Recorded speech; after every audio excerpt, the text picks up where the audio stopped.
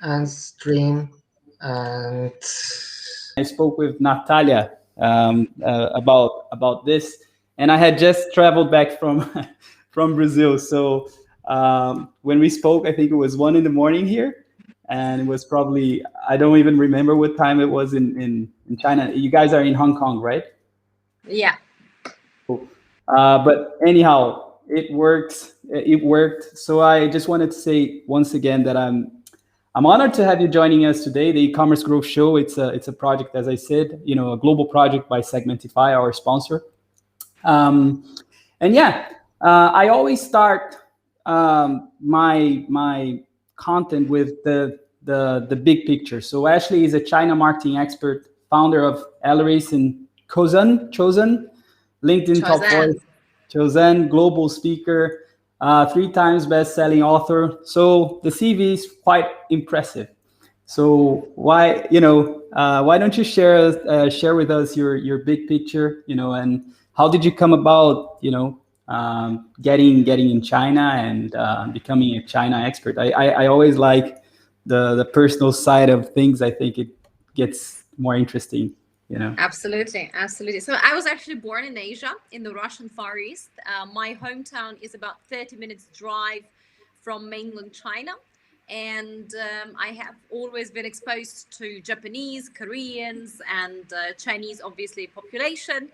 And yeah, when I was 17 years old, I moved to mainland China to study. And Mhm. that time it was a boyfriend of mine was studying Chinese, and I felt that mainland would be a great place to go together, to study, to explore, to get acquainted, etc. So it wasn't for the love of dragons or kung fu or noodles like a lot of foreigners back in the day. It was really a decision of love. You go there together and you develop in that part of the world.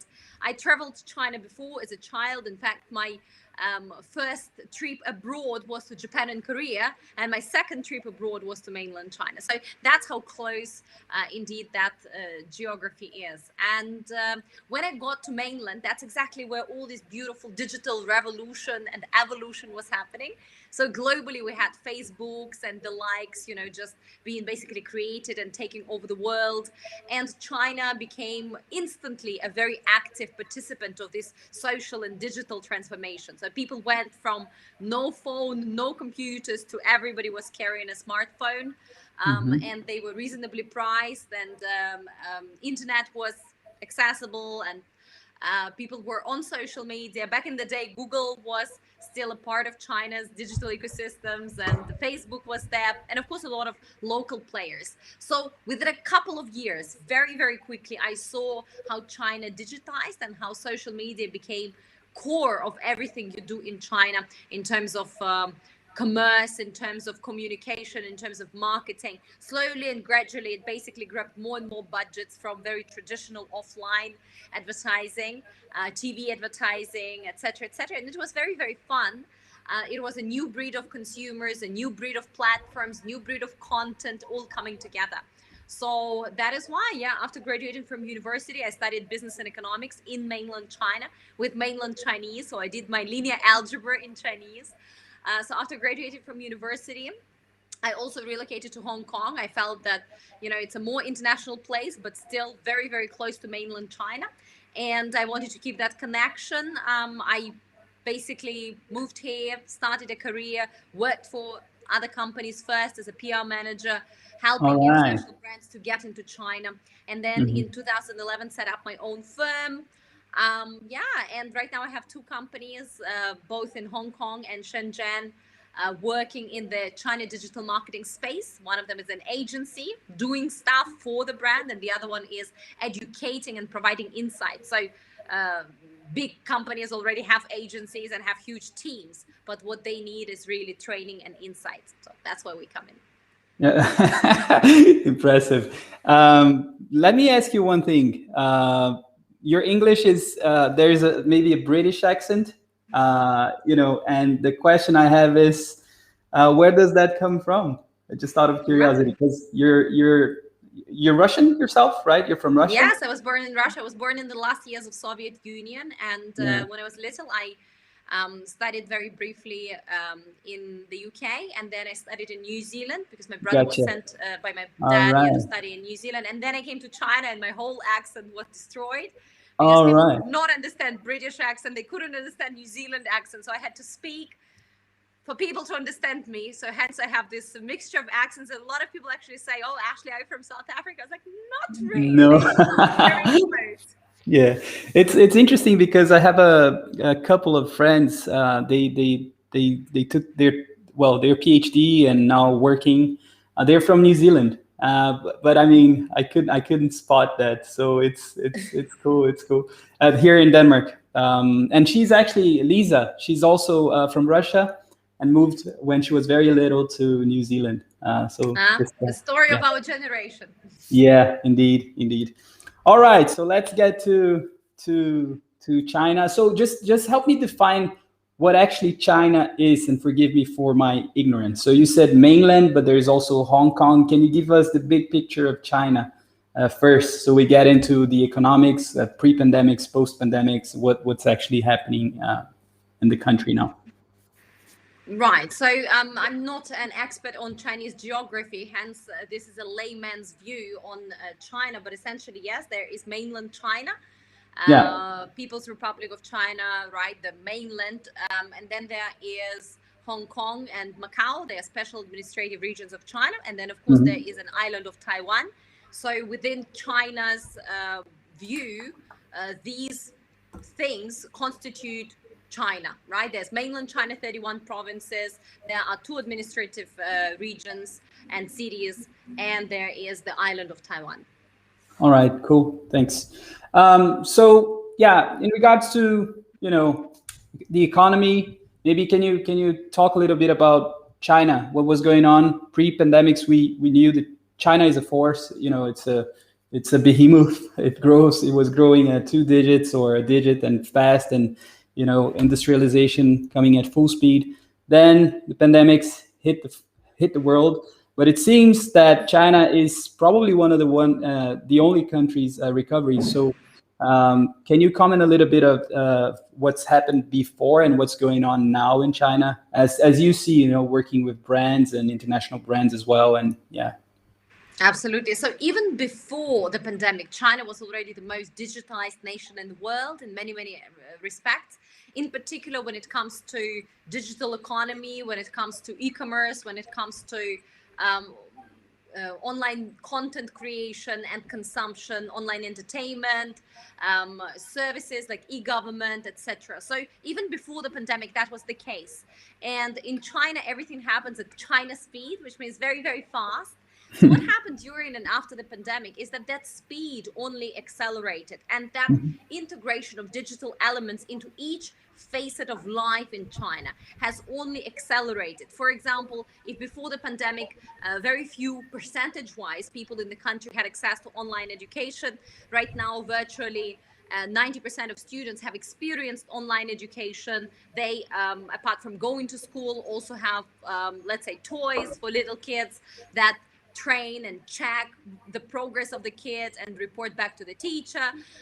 There are also like TV channels that are running in some rural areas where this TV education, online education is happening, and a child can scan a QR code to answer the questions, and really it's very, very interactive. So that got really, really popular. Working on a distance, right? Distance work, using tools such as, let's say, DingTalk and WeChat work became an absolute must for China. Even before we worked on WeChat and everything was happening, like nobody's using really emails, but it just went to the next level in terms of acceptance, in terms of the features, in terms of, day-to-day just activities. In terms of e-government, right? All of the services, I mean, registering a child, registering a marriage, registering a divorce, or whatever else you may think of, paying your taxes, paying your utility bills, applying for licenses, or even parking your car. It happens very often within your WeChat or Alipay, let's say, mini program. But essentially it is connected to your digital wallet is connected to your identity. So that is why in China I can walk onto the plane without boarding pass, just with my face, because there's this facial recognition connected through my wallet, through essentially me as a person and to all life services. So China, through the pandemic, has accelerated, and one of the big things that has accelerated is of course the content creation, entertainment.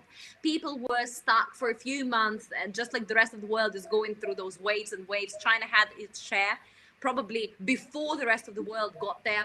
And there was fear, there were lockdowns, there was this need to take your mind off it. There was a lot of entertainment, there was a lot of shopping done online. So again, the share of that has significantly improved and increased.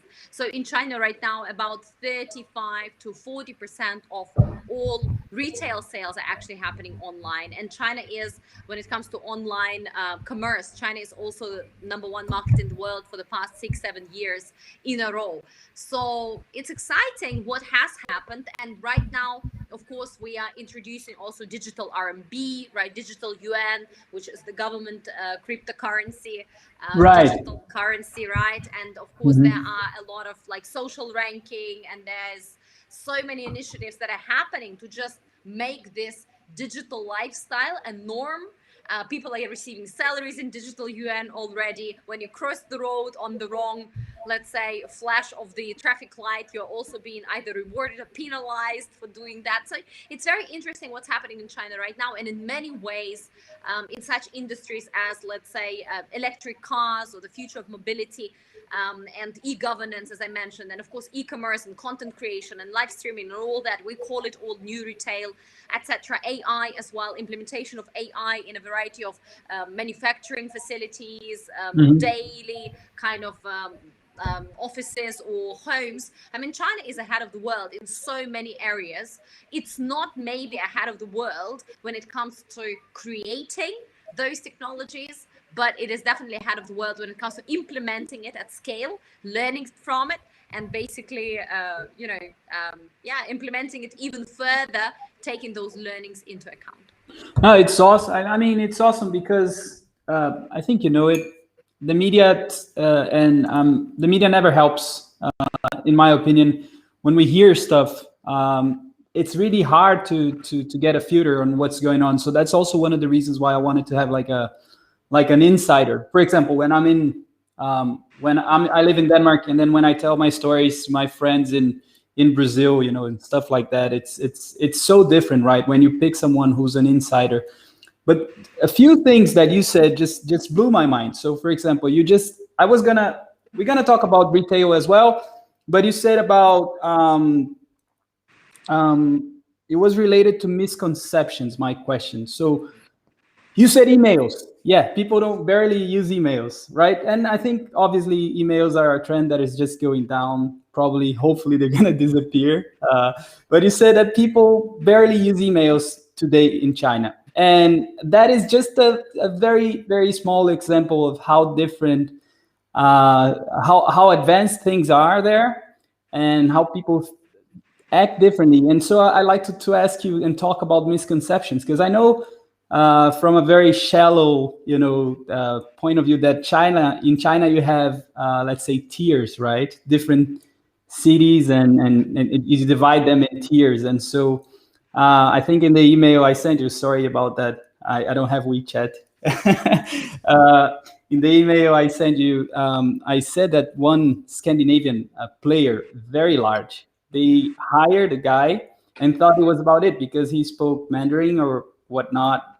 They'd be good to go, and they failed like big. A couple of $1 million that was just went down the drain.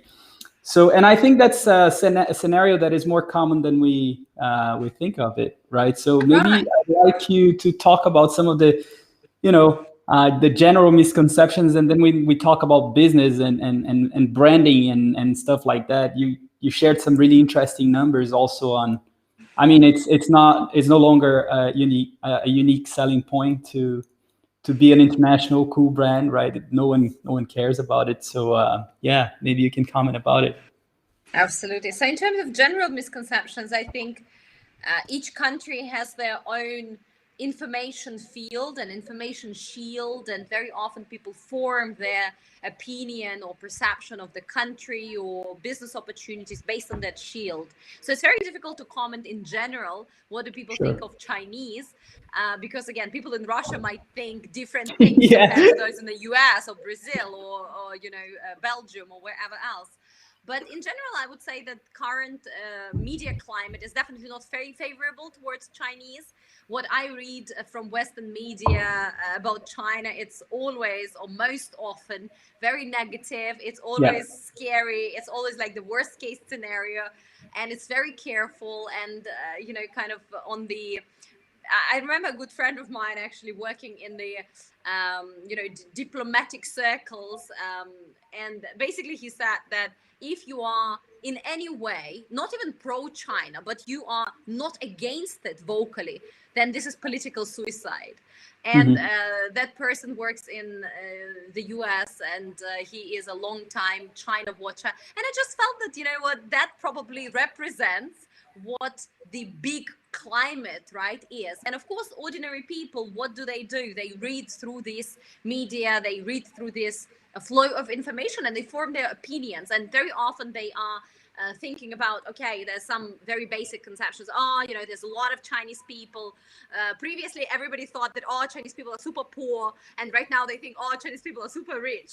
And I don't know what they hate more. Sorry. Do they hate more poor China? Do they hate more rich China?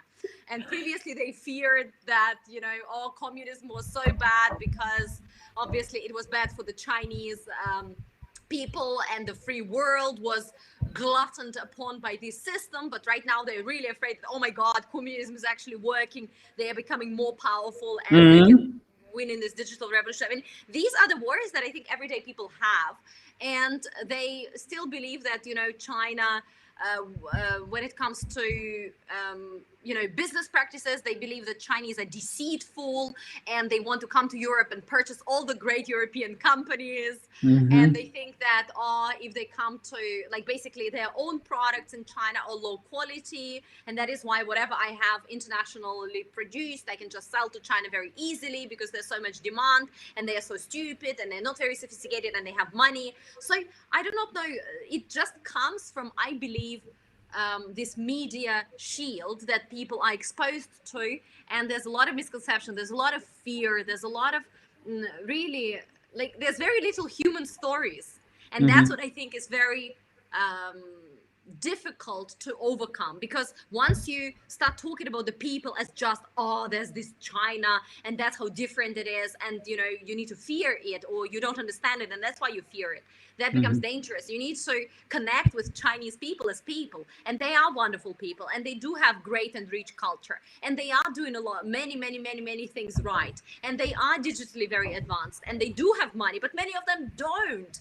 Sure. And it's so diverse. China is a country of 1.44 billion people.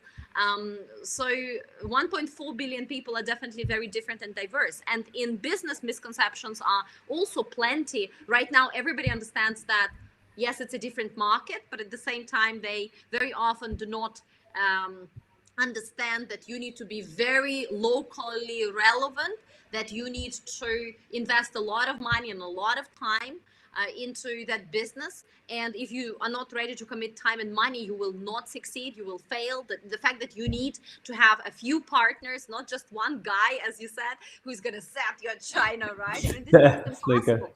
There needs to be legal advisors that help you register your companies, your legal setup and your trademarks and whatever else. There needs to be, if you are in B2C business, Taobao partners, some online distributors who do that as their core business. There needs to be a marketing company that actually produces content for you, because nobody else can do it at the initial stage. And then there needs to be your in-house team that kind of moderates it all. And as your business in China grows within the next 2 years, you can also build your in-house team capabilities to take some of these functions in-house. So there's a lot of misconceptions when it comes to the depth of understanding of what China is right now. And yes, there are opportunities, and yes, there are money to be made. And no, it's not easy. And yes, it's going to take time and money and budgets and focus and reinventing your product and yourself and your team structure and many other things. Very nice. Just something that just came to mind now. You said about so we spoke about right. So you mentioned commerce. My other question. Then you spoke now about digital. Somehow you touched ecosystems, but we didn't speak about it. Content localization, right? Does so? First question I have is there a market for expats as well, like non, Mandarin speakers or Cantonese speakers or whatnot? Like, how big is that market? If you know, like, To because do we can what? To do what? to sell services or products or Right. So does it in make sense? Does China, it make, I'm just right. thinking here. Right. If you want to be a live streamer in China, you need to be registered with the authorities. You can't just go live and on Instagram and start talking about, I do not know, this beautiful phone that you would like to sell to the masses. Really? So you need to be, of course, you need to be registered with authorities because you are part of the commerce and you are using public space, and essentially there needs to be an endorsement. So if I am a foreigner that is registered in China and I get this permit from a relevant department, then I can go live. So I can start becoming a blogger. I can essentially, really participate in this live streaming e-commerce business. So I'm not talking about just going live or sharing pictures on Douyin, but I'm talking about really doing it as a business with the purpose to sell and engage community and building and activating your fan base. So if I am registered and suddenly, Carlos, you come on my show and you're not registered, that's not allowed as well. So two foreigners cannot just appear together and try to activate and sell to the same database. Most of the foreigners in China at this stage are English teachers. So essentially they have their shows and they have their followership because they teach Chinese students and other participants how to speak proper English. They're usually funny. They speak Chinese very often, so they can relate, make jokes between English and Chinese, etc., etc. There's also a big kind of fandom community where, for example, you are a foreigner and you can sing or dance and you enter one of those reality shows in China, and then you become one of the top contestants. For instance, a few years ago there was a guy from Kazakhstan, his name is Dimash. This year there's a guy from Russia. I think 2 years ago there was a guy from Australia. I mean, obviously, you sing, especially if you sing in Chinese and you are kind of unusual, whatever that may mean for the local TV station, you have opportunity to become popular as well. So then you need to see how do you monetize and how do you activate it. When it comes to foreigners really participating and selling Chinese products and being, let's say, live streamers or bloggers, as such, sometimes they are brought in by the local boju to be kind of an addition to the show, but very rarely they run their own shows about like content driven shows. They're usually, again, as I said, it's English courses or it's some other entertainment endorsements, etc., etc. All right, cool. So talking about the the size of commerce, because in Brazil, like even after the pandemics, I think we have about 7-8% tops, and that is excluding travel of the population now that are buying online, and it's a lot of people. Like in China, you said it's 35 to 40%, 35 to 40, yeah. No, 35. I said that when it comes to all retail that happens in China, that's about 40% of it happens online. That's online retail. Yes. It's a lot. But when it comes to number of Chinese people that are actually purchasing online, so there was recently a survey done by the Statistics Department, National Statistics Department of China, and 75% of people that are online, that are connected online population, have previously purchased online. And about 93% of them have watched live streaming videos and short videos online. So almost everyone essentially is watching videos online. Wow. And about 75% of the total online population has purchased online before.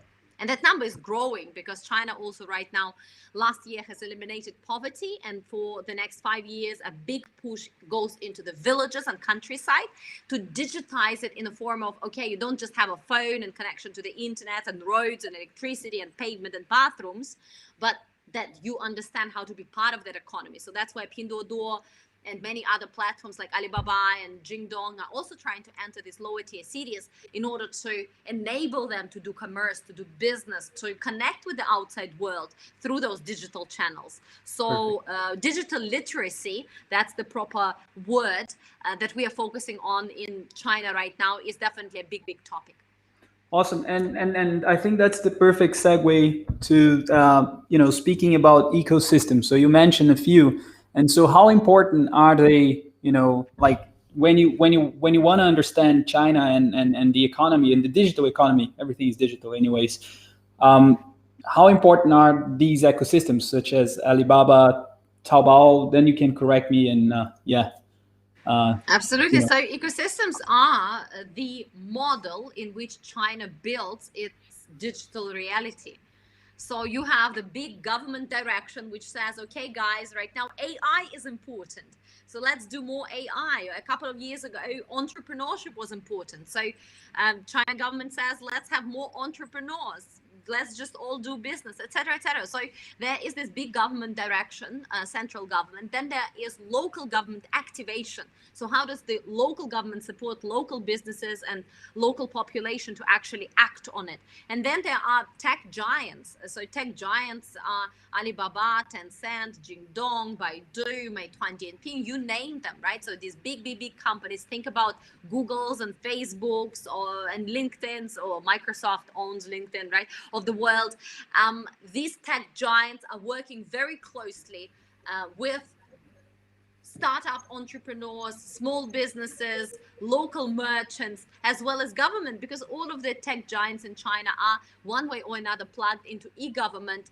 For example, in Hangzhou, the birthplace of Alibaba, Hangzhou is run on Alibaba ecosystem, right? Then there is Shenzhen. They have a few tech giants to choose from. They have Huawei, they have, of course, Tencent, etc. So Beijing has their own champion. So all these different companies are a part of running a smart city, a part of this smart government plug-in, etc., etc. So together, these ecosystems are actually building everything as a service. What do I mean by everything as a service? It means if I am a brand, I no longer need to go and develop my own manufacturing facilities and develop my own sales channels. I can just go to this company, for instance, ByteDance. And ByteDance has all these different ways to serve me.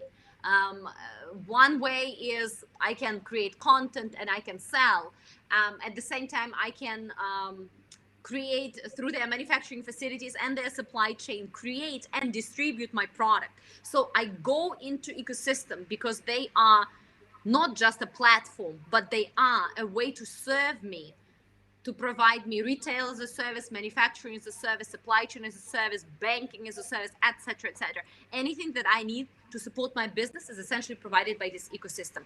And right now, there are a few ecosystems in China. Some of them are more complete than others. For example, Alibaba is the most complete ecosystem at this stage. There's also Tencent Plus, which is Tencent plus Jingdong. They are a mutually kind of combined ecosystem. They're supporting each other in the areas where each of them is weak. So together they form a rather complete ecosystem. There's ByteDance, and as I mentioned, many, many others. So yes, they are building, they each are trying to build this comprehensive way for you as a merchant to create products, to sell them to consumers, to entertain the consumers and keep them coming back for more, to understand data, to do all these things, to do banking and finance. They are all looking into basically the same things. And that is how China is able so quickly to activate their digital vision, because it's not one company that's trying to activate all social media like Facebook, right? And then purchase an Instagram and then etc. It's a few companies that are working in these different areas, and they are all building those essentially ecosystems. And right now, because there are those antitrust investigations and laws that are being finally pushed out by the China government, it's actually very good because China allows you to innovate, and they say everything is allowed until it's prohibited, and that's the beauty of it. So if I'm a business owner, okay, everything is allowed unless certain things are specifically prohibited. In the West, it's usually everything is prohibited unless it's specifically allowed. So they innovate, it arrives at a stage where it needs to be regulated, and that's when government steps in, and that's when government also guides this conversation forward. So at this stage, this conversation has started with the renewed force.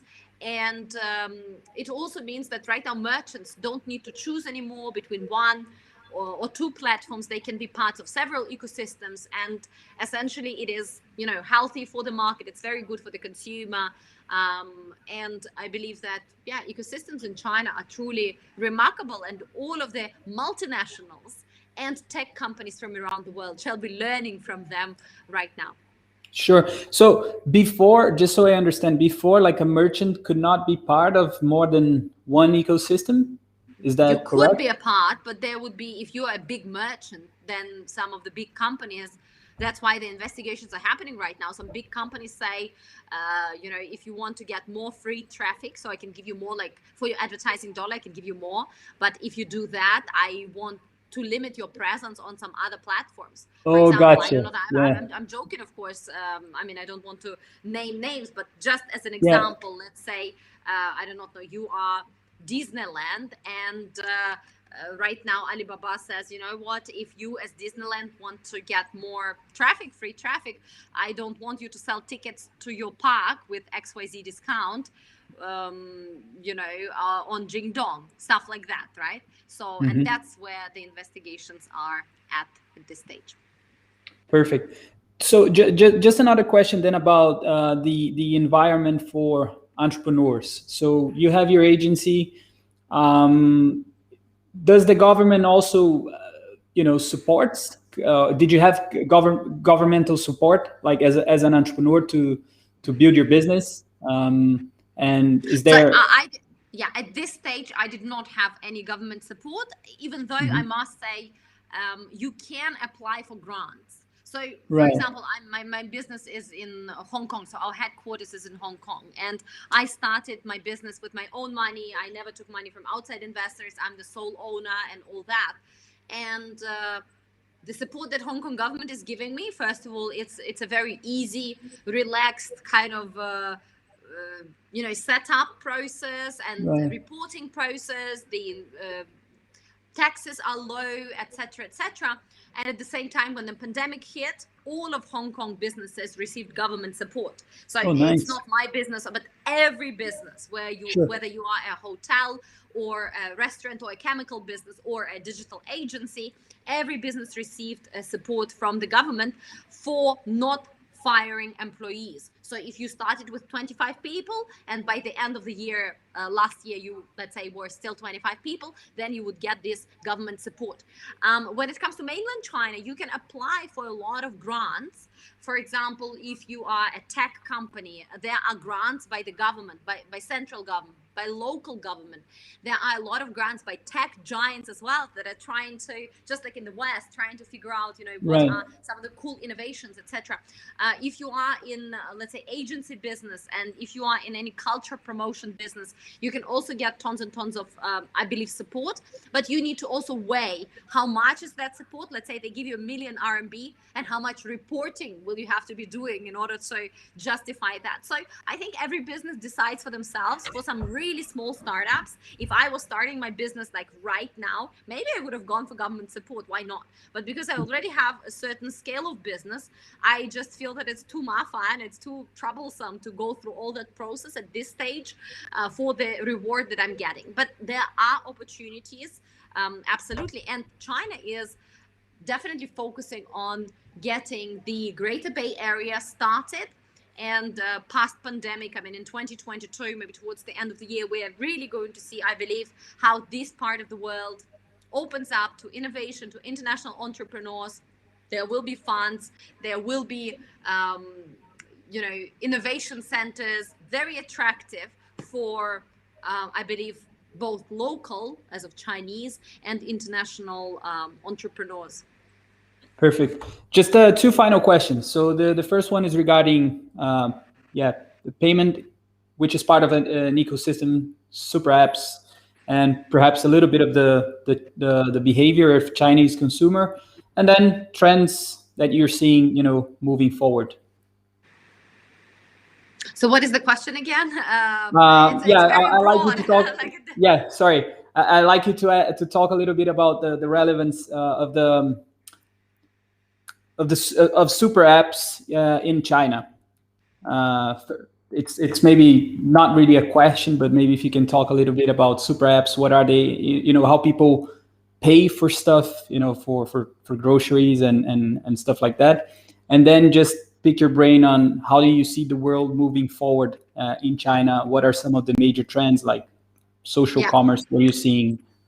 Right. So when it comes to super apps, right now we spoke about ecosystems, and parts of those ecosystems are obviously, super apps. And one of the most well-known super apps is WeChat. There's also Alipay.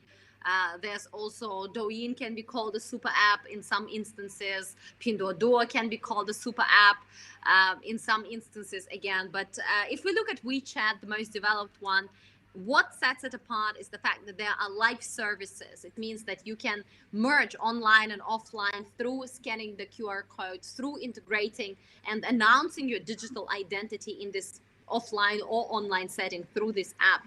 And yes, there are payment gateways, there are investment gateways, there are ways to communicate with your community, post content, record videos, and all that. But the power of it lies in mini programs. And mini programs, as mentioned, is really this app within an app. So everything that Android store has, or everything that Apple Store has, you can also build within WeChat. You can build any kind of app that tells you the star charts, or that tells you what's your day gonna look like, or which tracks your sleeping cycles or whatever else. You can build anything and everything, tracking your husband around the city. You can build it all within WeChat, and you don't need to open any additional applications or download anything in order to access it.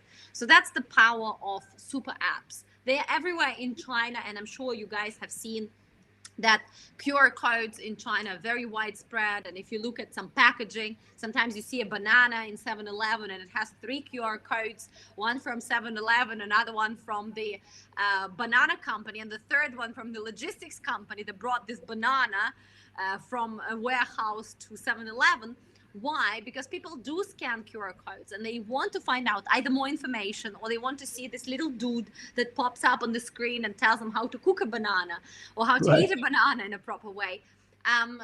Right now in China, we see in the offline setting very popular these big 3D LED screens, right? And they are super realistic. We see a lot of drones as well. We see a lot of hologram projections out in the streets in order to attract people's attention for retail, etc. And very often you also will see these QR codes floating in the skies, either in form of drones or holograms. Recently, a colleague shared from Shenzhen that you enter the Shenzhen MTR and there's this mist being poured down from the door. So you are entering the MTR and there's this mist that is in front of you, like a white screen, and on this mist you have the holographic projection, and it talks about Nongfu spring water, and then there's a huge QR code to scan in order to receive rewards or something else. So in terms of super apps, that's what they are. They are really a way for you to connect online and offline world, and before another device will come. Right now, our device with which we connect with the outside world is really our phone. But I have a strong conviction, same as many other China watchers that have that conviction, that this device that occupies our hands is going to go soon. We will need to have a smarter way to interact and bridge online and offline. It can be glasses, it can be something that's, I don't know, the contact lenses or a glove that you put on your hand. I don't know what it is right now, but essentially there will be a different way, and then those super apps will also evolve with time. Yeah, I think you shared the other day on LinkedIn someone wearing glasses, some kind of simulation, but it was really cool. I thought it was like, I don't know if you watched Ready Player One. Yeah, I have You watched know, Ready Player One. It's here. yes, It's here. it's yeah, exactly. So cool. So yeah, I think yeah, just to sum up, if you were to say, the biggest trend or what you're seeing, and yeah, what do you think it's Absolutely. gonna, yeah. Absolutely. So China is obviously evolving extremely fast, and there are so many trends in the market that are trends today, but no longer trends tomorrow. In a sense that tomorrow they just become, a way of life. For example, live streaming or short videos, or this kind of new retail integration, or even QR codes, LED screens, holograms, and drones. Right? They are no longer a trend, they are day-to-day kind of reality of life in China by now. So when it comes to where the market is going, I do see big movements and shifts towards healthier consumption, towards definitely, pet lovers. There's a lot more pet ownership, both in the younger generation, Gen Zs, and also older generation. China is aging very fast, one of the fastest aging countries in the world. And of course, that would mean that 10, 15, 20 years from now, it's going to be a very different country with very different needs. Um, you know, what else is happening? I mean, Gen Zs are obviously super fun. They're coming of age, and they are willing to pay for content. They're willing to pay for stars. And right now in China, we have this big scandal with fan economy. A few days ago, a big TV show in China that is selecting, essentially out of 100 boys, select a group of 6 that is going to be the next Backstreet Boys of China or something like that.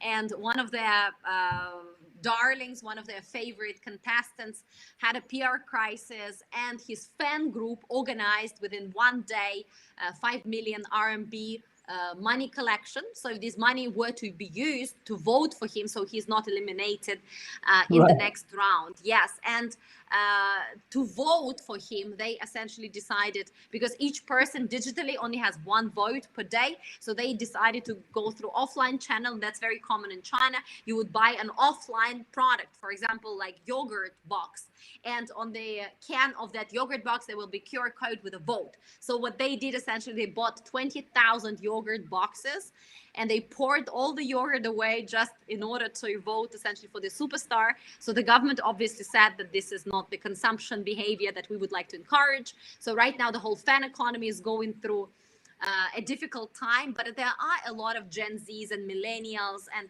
they have their habits, and they are very much into stars, and we call it chasing stars, and they are very much into hero products. And there are those scandals up and down and PR crisis here and there, but essentially, yeah, keep watching the older generation in China, silver hat Gen. Keep watching Gen Zs in China, because they are truly building a very different face of the country. And keep watching some of the health trends, pet trends, and also I would say green consumption trends in the market, fitness, green consumption in the market, because these are not going anywhere anytime soon. All right, that was a fantastic Ta-da! way to sum this up. So Ashley, thank you. Well, just a moment. Thank you very much for this. Now the guys at Segmentify, they're going to record it, make it look nice, and well, I'll definitely give you a heads up when things are ready. I might share it like a small bit if you don't mind, a small like a No, go micro ahead. video that I do No as well, worries. and Sure. yeah. And the last thing I like to ask you is that what you call the report you guys made? Yes.